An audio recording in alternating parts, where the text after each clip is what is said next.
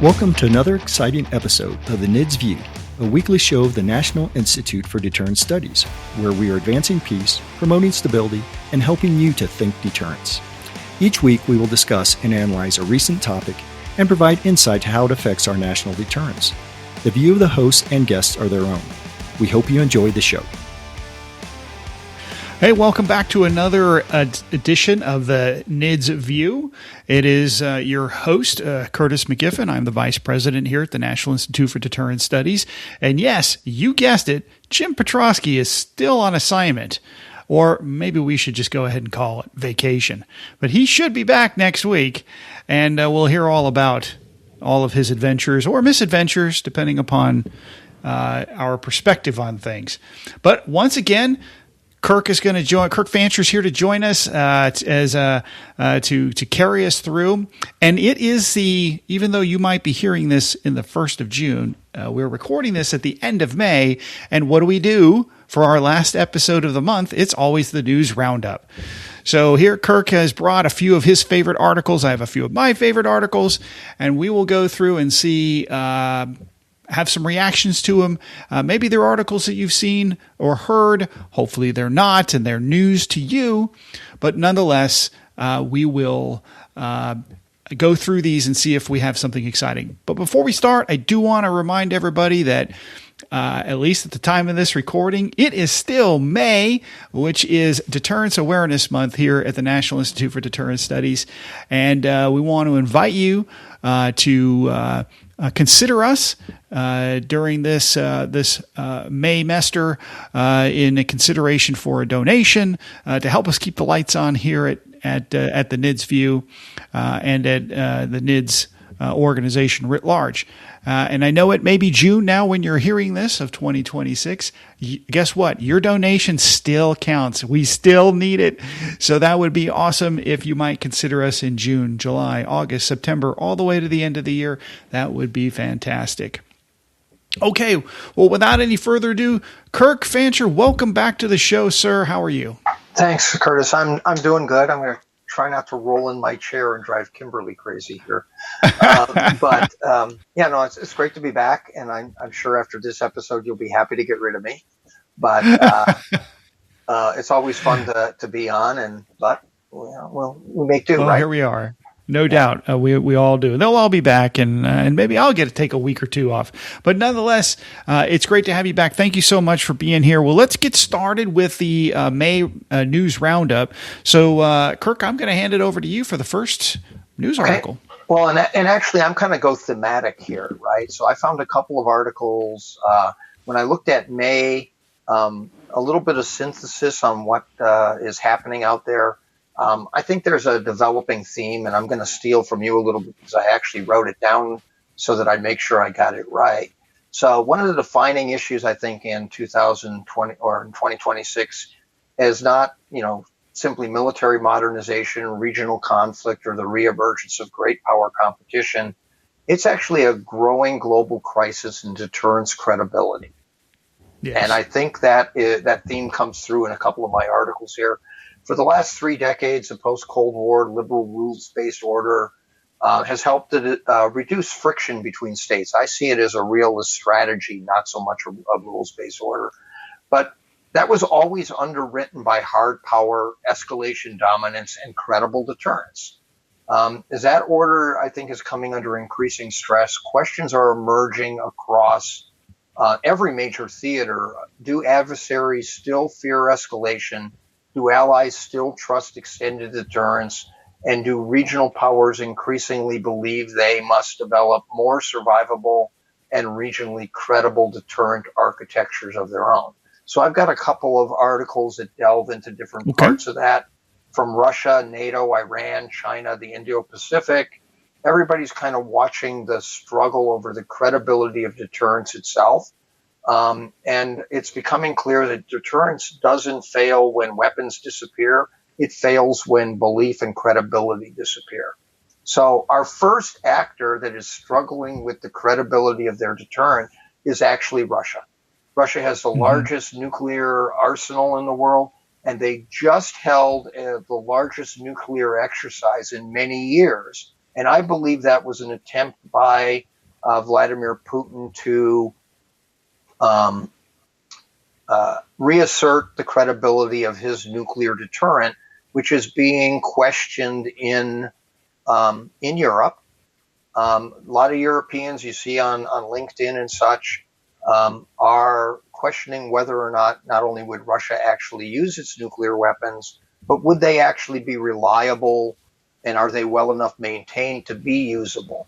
So there's a couple of different articles out there on that. One in Reuters about Russia's newest exercise, and another the AP covered the strategic drills. So those are the two articles that talk about Russia's new big nuclear exercise, and I'm framing it as an attempt by Putin to try and bolster the credibility of his deterrent.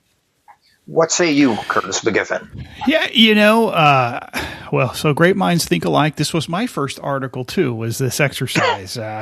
So I'm just going to throw in and kind of jump in here. We'll do a combined article here. We'll call an audible. So this exercise was 19 through 20 May. It was just a 2-day exercise, large scale air, sea, and terrestrial exercises with Belarus or in Belarus.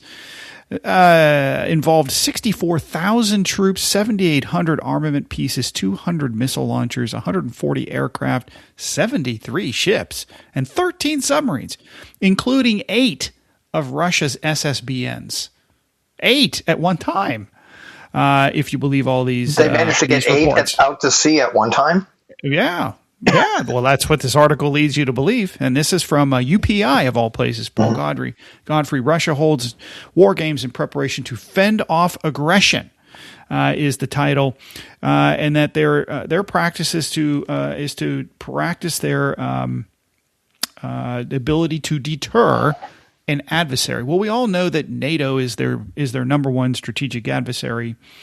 And now they are practicing working with Belarus in preparation for the deployment of Russian nuclear weapons that may or may not be stationed there, depending upon what you want to believe.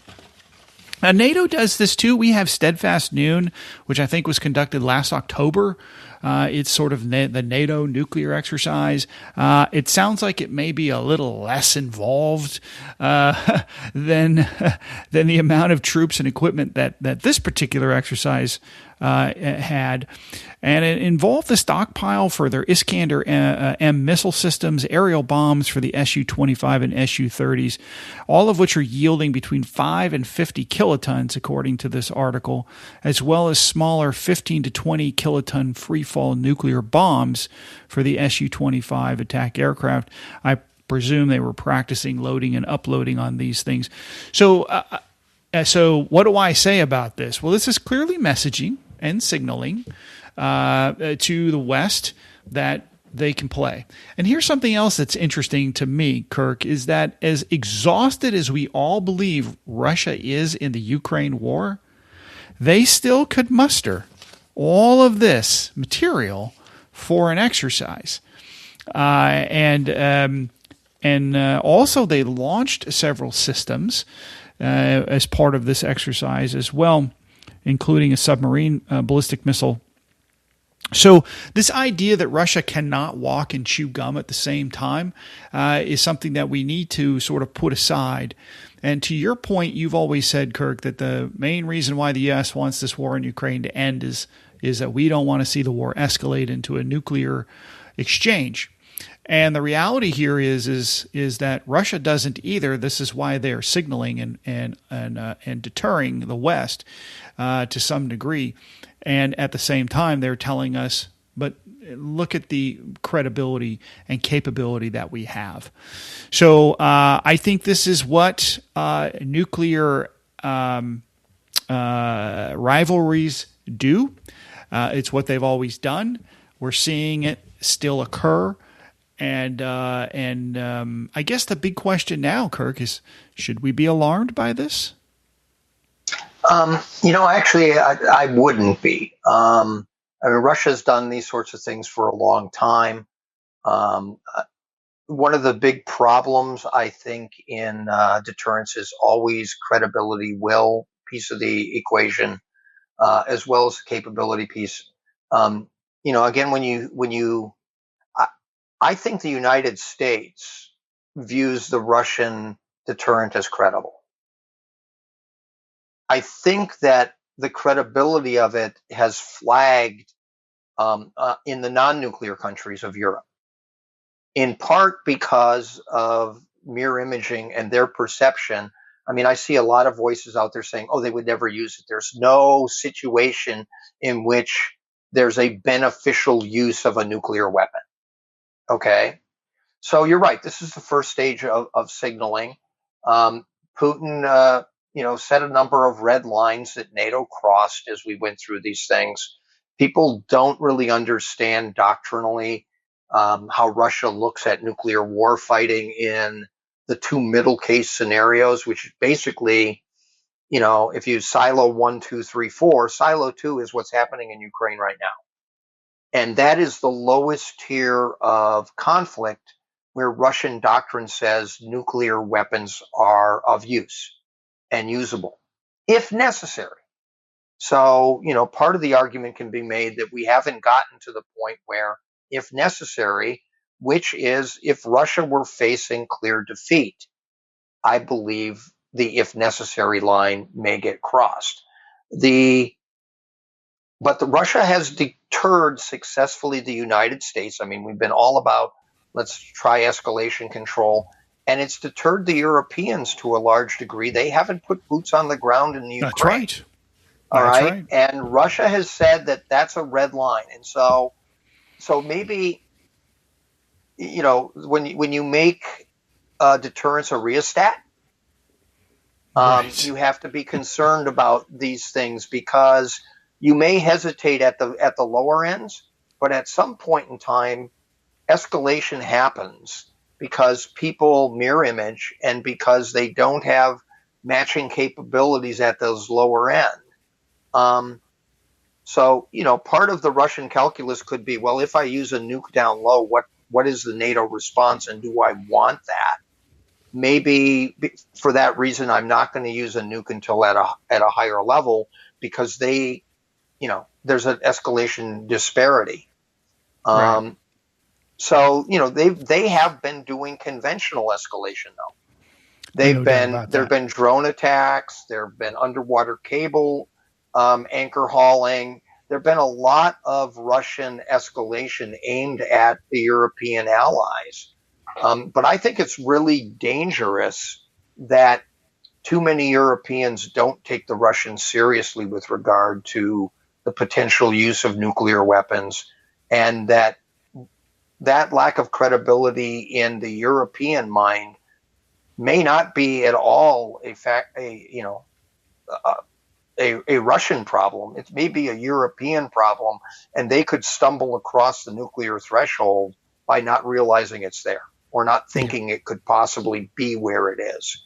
So, I think to some extent, Russia reminding the West of what their real capabilities to do with nuclear weapons is important in helping us better gauge where that threshold may lie. All right. Well, I don't disagree with you. It's something to behold. And I think if nothing else, we should take away here that the Russians are still very serious about their nuclear deterrent. They are willing to exercise it and signal their commitment even when they're at war. And I mean, they're basically totally mobilized for this war. And we should also remember that they can do multiple things. And they can walk and chew gum. That's right. So, and if they can sortie their ballistic missile submarines, that is, I think that is done very much because the Russians are attuned to the fact that some people, especially there's a lot of messaging out of Ukraine. Don't worry about the Russian nuclear capability. It's atrophied. It's decayed. It's not reliable. They couldn't use it if they wanted to. I don't know if I believe that. No, I don't think the United States believes it. I don't think Russia believes it. I don't think certain responsible people in Europe believe it. But I think there's a lot of people who want that to be true Right. that believe it. All right. Let me jump on to the next article here. And this is, let's see here, from CBS News. Putin hails Russia's test launch of a new ICBM known as the Satan II, or the SARMAT, and calls it the most powerful missile in the world. Again, CBS News released this on May 12th, when he tested this missile on May 12th. Now, you recall, Kirk, this missile was the attempted test last fall. It may have blown up within the test silo, and it was sort of hailed as an embarrassment. But now apparently they have successfully test-fired the SARMAT ICBM to the point where Putin has announced it will be deployed by the end of the year and combat ready by the end of 2026. And the SARMAT is supposed to replace the SS-18, which was known as the Satan, circa 1969, and will take over here. Putin says, quote, "This is the most powerful missile in the world," claiming that the combined power of the SARMAT individually targeted warheads is more than 4 times higher than any Western counterpart. Of course, this is what we would hear from the Russian leadership. Of course, codenamed Satan II. What's interesting is it's supposed to replace there's only 40 of these Satan missiles that are just huge, heavy ballistic missiles. And they said that work began on the SARMAT in 2011, which is about the same time that we began looking into GBSD, the ground-based strategic deterrent, which eventually became Sentinel. And so, Kirk, if you believe all this to be true, they are going to deploy their ICBM replacement here in 2026, while we are still 5 or 6 years away from starting to deploy ours, and they both started at the same time. So this is something to be concerned about. The SARMAT is a heavy ICBM capable of carrying 10 tons of payload. There's some reports maybe 18 MIRVing warheads on one of these things. Can carry the new Avangard hypersonic glide vehicle as well. It says it's capable of suborbital flight, which makes it a FOB capable type system, 21,000 miles of range, and of course the ability to penetrate any number of defenses. And just to kind of remind this is our listeners, this is a huge liquid-filled system that is really designed to. Well, I classify this as a terror weapon, Kirk. I don't know how you might think about this, but large MIRVing systems of those numbers that are designed to defeat missile defense systems, and no matter how good they might be, though some will get through. This is really not a weapon of deterrence as much as it is a weapon of terror, and it is just something to behold as we want to consider whether or not the altruistic thoughts and prayers of Putin, as many of our idealists clamor for the next treaty. So anyway, your thoughts on the SARMAT and the ICBM and its test? I'm disappointed that you went down the weapon of terror road there, Curtis. That's okay. You've become a pacifist on me. I'm a structuralist. Okay, so when I see a weapon like that, I say, what's the structure behind it? Why is it? I assume rationality. I assume it has a utility. Yes, the utility is terror. At some level, terror is utilitarian and always has been when it comes to nuclear weapons. But I'm looking at what do you try and accomplish with a weapon like that? Okay, so let me take it apart a little bit. 21,000 miles of range. That means I can shoot south rather than over the poles. I can strike from the south. That's why it's scary. Large payload in terms of both MIRVing weapons and or a single warhead or a couple of very large bombs. The Russians have always relied on Big Bomba. Okay, The Russians do not subscribe to the same counter-force strategy that we do. The Russians have always had city killing as part of their nuclear doctrine. They believe they can suck up more pain than the West can. Their definitions of what we saw this when their documents came out after the Cold War. Their definitions of acceptable human loss and loss of their population would constitute victory. They are not going to approach a war as, well, we're going to try and disarm the enemy and hope they don't disarm us. We are going to destroy the enemy. We're going to destroy their population center. Their population centers are their true center of gravity, right?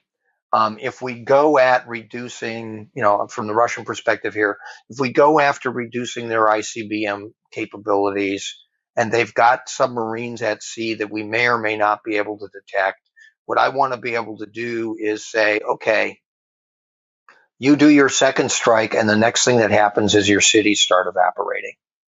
All right, a missile of this sort, even when it's carrying MIRVs, I mean, most of our listeners are fairly sophisticated. They understand that MIRVs come down in a footprint. They don't go left and right very much. Your objective is you can drop them over the flight path of a ballistic missile, which flies in a straight line. Okay, maneuvering warheads are going to expand that, but in any situation, a liquid-fueled weapon takes time to generate. If you generate it for a first strike, you give early indications of warning. So it's a great second strike capable weapon with the idea of saturating missile defenses with multiple warheads, saturating cities with multiple warheads, and holding the population at risk. So if you want to call that terrorist, okay, that's fine. I'm calling it a structural strategy that the Russians have always held. So it doesn't surprise me. I mean, the sad part is they got it done in 15 years, and we're still talking about another 15 years to put Sentinel in the field. I heard at a breakfast I was at with one of the Northrop Grumman guys. One of his comments was the reason things take so long is that none of our systems that were built 20 years ago could get through quality control today. Mm-hmm. All right. Maybe the Russians are figure, you know what? 2000s technology is just fine. We'll live with that. It doesn't have to be that perfect. But that's right. According to Northrop Grumman, this Northrop Grumman employee, a big part of why things take longer is because quality control is so tight now that manufacturing to that higher elevation takes more time. So, well, and not only that, it's incredibly expensive. We are bankrupting ourselves going to the 10th decimal point when maybe the 3rd decimal point is good enough. And and it's delaying. And I've always said in many podcasts that the thing that concerns me most about modernization is not the cost; it is the time. We are woefully behind, and the end zones or the finish lines are still well ahead of us. And so we have to figure out how to do this smarter. And I think this idea that we're going to build 70-year weapon systems and take 30 years to build them is crazy. Well, we have to figure out a way to do this better. When you and I were in A10, when I was the O director and then and then P, we were having this conversation about Sentinel as we were starting to try and figure out what we were going to ask the study to be about. And, in going to Minuteman III, a lot of our viewers may not realize the cost of Minuteman III was a lot higher than it needed to be because we had to remanufacture everything to 1970s technology. We weren't allowed to improve the technology. And right. However many years later, we were trying to replicate obsolete technology so that we wouldn't improve the system in violation of some treaty. So we doubled the cost of Minuteman III by having to go backward in time. The flux capacitor is expensive. So, one of our arguments, though, when we were looking at replacement for Minuteman III, is if we just went with current 2010, and we were looking at if we went with technology that was off the shelf commercial 2005 to 2010 timeframe, it would dramatically improve the capabilities of the replacement missile. You could go with 2 stages instead of 3 and get even better capability. And one of the arguments was, well, how do we make it not better? Mm-hmm. So we get into this position of where we want to make it less, not more capable. And we were going to build new rather than taking off the shelf stuff. My question is, why are we manufacturing to 2026 standards instead of 2015 standards and putting it in the field? I mean, if we're manufacturing the 2026 standards and it doesn't get into the field until 2032, the standards will have changed again. At some point in time, you got to say, this is good enough. The 80% solution costs 20%. Mm-hmm. The extra 20% costs 80%. Good enough is good enough. That's right. The perfect is the enemy of the good enough. The good enough is the enemy of the good. Right. Or the good is, yeah. Or I think I got those a little bit out of range. And I think you were generous in leaving out the political aspects of modernization and the idea that you could not, when they were life extending Minuteman III, there were a lot of political rules placed upon the ability to do those sorts of things, and not wanting to disrupt the idealistic views of leading our way to a less nuclear emphasis in our strategy. So, all right, let's move on. I'll avoid naming names in that. Yeah, that's right. We'll figure out who the president was during that time. All right, so let's go, Kirk. What is your next article? Kind of in the same theme, right? So the next one I want to talk about is NATO's extended deterrence and Europeans' growing nuclear questions. So NATO is struggling with the same equation that Russia is, and they're trying to come up with a effective deterrence.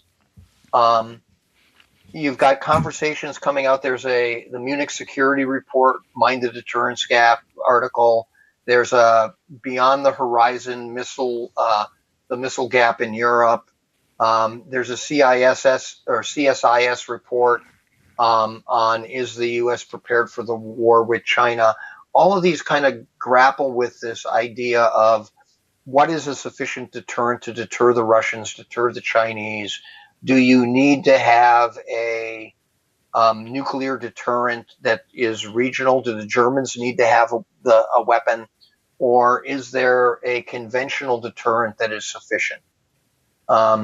Is the UK and French deterrent sufficient to be a nuclear umbrella for Europe?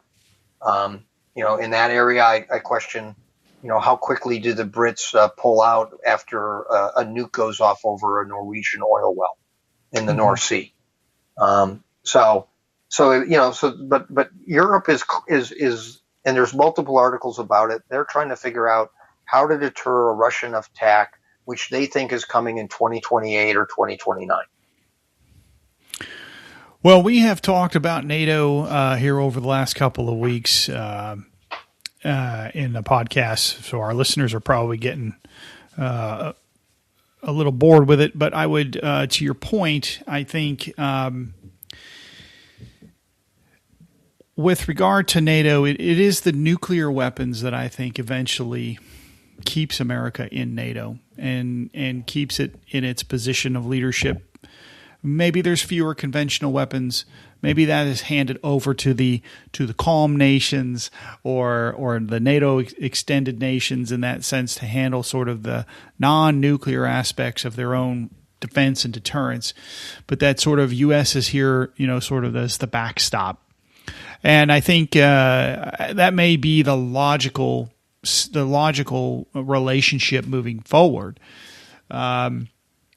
There has been a lot of a sort of reflection on extended deterrence. The fact that a lot of mention that it wasn't, a lot of statements out there that it wasn't mentioned in the 2025 NSS specifically, or even I don't even think in the 2026 NDS, National Defense Strategy. And so many are wondering, well, does that mean that we're not in the extended deterrence business? And I would argue, of course not. That's not what that means. It just means that it's not on the forefront of this administration's mindset. But I don't see them out there clamoring for proliferation either. And I think if you've had a chance to look, Kirk, the latest Congressional Research Service report just came out here last week on extended deterrence. The new update, Anya Fink has put out a new one, and there was some talk about a term being bandied around called friendly proliferation. We here at NIDS have called that nuclear participation.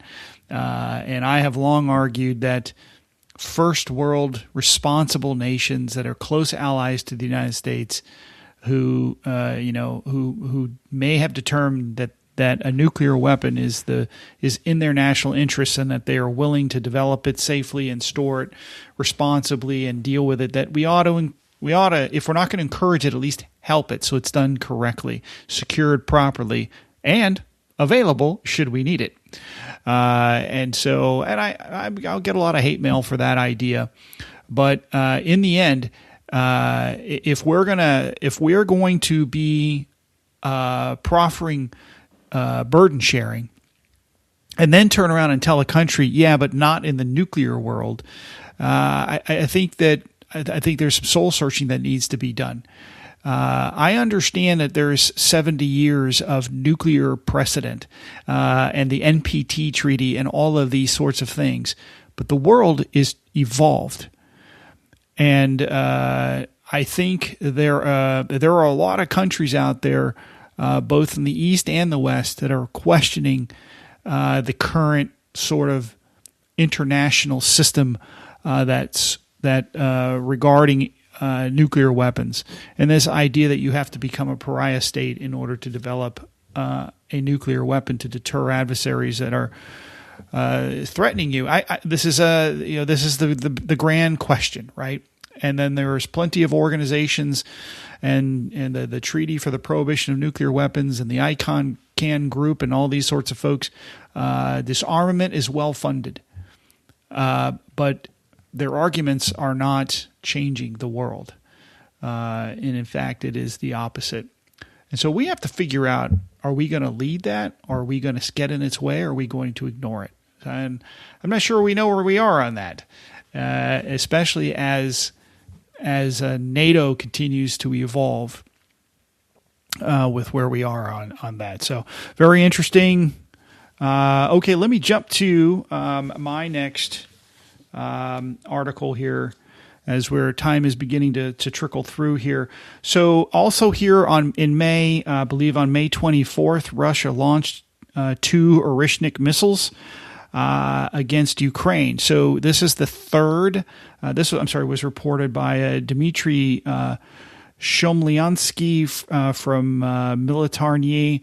I used this article because it had a little more detail. There's plenty of Western reports on this, so this is not anything that is sort of obscurely reported. But basically on May 24th, Russia launched 2 of these ORESHNIK missiles. It's believed that the first launch failed and actually may have detonated really close to the launch area within the Donetsk area. But the other one was successful and made it towards the Kyiv area of the AOR. And what we saw again was these submunitions. There's video on YouTube and other places of these 6 submunitions falling out.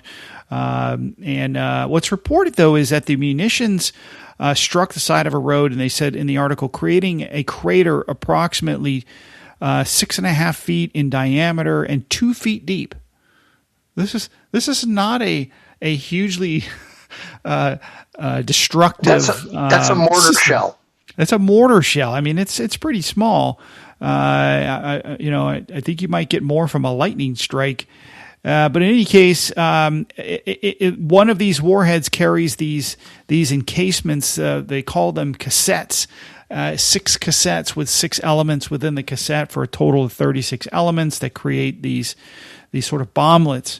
And of course, they're dropping fast, in a ballistic trajectory, and they are causing lots of damage. Although I think when they're showing damage, some of that is created by the other systems, the cruise missiles and the other things that are kind of a part of the salvo, right? Right. And so I think about this, and of course, the ORESHNIK is being used as a conventional missile carrier, which I think has very limited value in its destructive capability. Who cares if for a garage or a building if that infrastructure is struck by a Mach 25 warhead, or a free fall bomb? The damage is going to be what it is. And so you have to wonder, well, maybe this is about messaging again, right? Signaling again, right? And the willingness to use these systems, that, hey, this time they're conventional, maybe in the future they'll be nuclear. And we have the credibility to launch these. So what are your thoughts on these? This is the third one now. A couple things. I mean, I think one of the things that's going on just in general is the pain tolerance is lower. I mean, we never would have talked about a bomb killing 6 people in World War II, right? To give people a kind of a taste, a Mark 117, which we used to drop off the B-52, 30-foot wide crater, 15 feet deep. Okay, that's a real bomb. But this is a very fast cluster munition that has a higher probability of getting through by virtue of speed. That's really what you're talking about. Is, I think, you see Iron Dome, you see what's going on with the Iranians. The Iranians would send a salvo of a whole bunch of Shihad drones. A very small number would get through. One would hit an oil plant, and the world would be deterred. We've become so risk averse, and I think what you're seeing here is you're seeing the calculus shift to how do you get weapons into an area to saturate defenses, get through to defenses, hoping that 1 or 2 of them will get through, and that they'll make just a big enough dent that people are concerned about it. Yeah. So yeah, I think this is a message from Putin to NATO. The next one might be nukes, and we have the capability to deliver. But again, we talked about this last week with the Turkish missile system being a conventional missile system, and it's very limited in what it can do. By the way, I published an article on that recent here this week on Global Security Review. Recommend you to go out and check it out. But anyway, the idea that these conventional systems have a strategic value, I think just still, to me, does not compute. I do not see a strategic value in an ICBM that can drop a cluster munition that produces a damage level of what we're seeing out of these systems. I'm certainly not criticizing it's any death is bad, but it is a very expensive way that has nothing more than really a messaging value and an escalatory value and these sorts of things. Maybe it's because they can't air deliver a bomb that far, or maybe they're running out of cruise missiles, et cetera, et cetera. But I think using this weapon is nothing more than a test. We can't rule out that these are tests to try to make the missile better. And by the way, these ORESHNIK missiles apparently were rehearsed during the exercise that we just talked about earlier in the podcast. But they are clearly trying to set something up here for the future, utilizing these systems. And again, the target audience for these kinds of systems is Europe writ large, not necessarily the Ukrainian people. Oh yeah, absolutely. Because I mean, the Germans thinking about a half a dozen hand grenades going off in Berlin. that terrifies them. The Europeans, their tolerance for risk, their tolerance for pain, is probably fairly low. It hasn't been tested, and I think what we normally see is pre-pain, the tolerance is very low, but once you cross that borderline, people become more resilient. All right, so the thought of it is almost worse than the reality, which is one of the risks. But I think one of the other things that I started working on developing today was the idea that there is a place for conventional escalation control and conventional deterrence, and it gets you to a very low level. Okay, so it may be, you're escalating, you're trying to avoid a certain level of escalation, but when you cross that level, deterrence fails. So you're seeing that with Iran in the Strait of Hormuz. They're using conventional risk to create a concern. The Europeans are actually now starting to react to the fact that the Iranians fired a missile towards Diego Garcia, demonstrating that they could strike Paris, they could strike London with a conventional warhead. You've seen, so it's sort of the Iranian strategy against their neighbors playing out at longer distances. And so I think there is a sort of a tiered system of deterrence, and that conventional deterrence plays a role, but don't mistake conventional deterrence for strategic deterrence. That's right. It's more tactical. It's more operational. It's more regional. It may prevent certain levels of escalation, but beyond that, it fails to prevent certain. Once you break through that firewall, now the backstop is nuclear deterrent. Right. And the Iranians are figuring out what happens when you don't have that nuclear backstop to your deterrent. So is the rest of the world. So is the rest of the world. All right, Kirk. Well, unfortunately, we are out of time. We are going to have to wrap it up here. I want to thank you again for being here. That's News Roundup for May of 2026. I think Kirk said he had about a dozen more articles to go through, but everybody's getting home from their commute, so we're gonna hang it up here. But again, I want to thank you all for joining us today.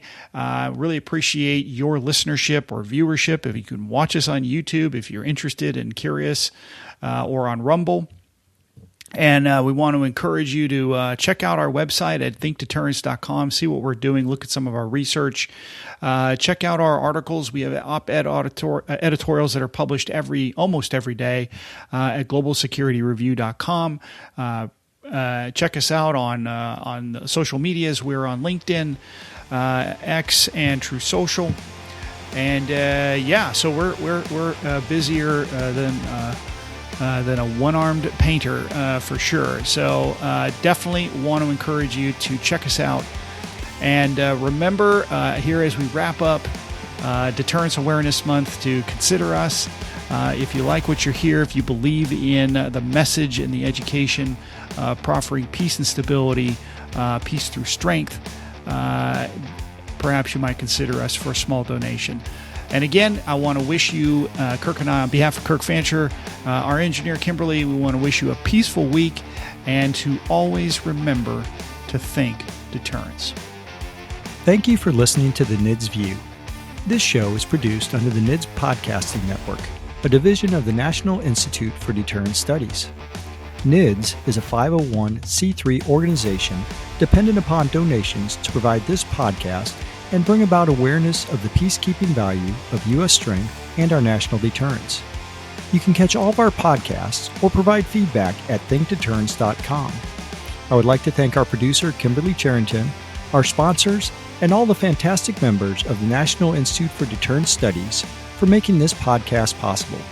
Stay tuned next week for another exciting and informative The NIDS View. The NIDS Podcasting Network.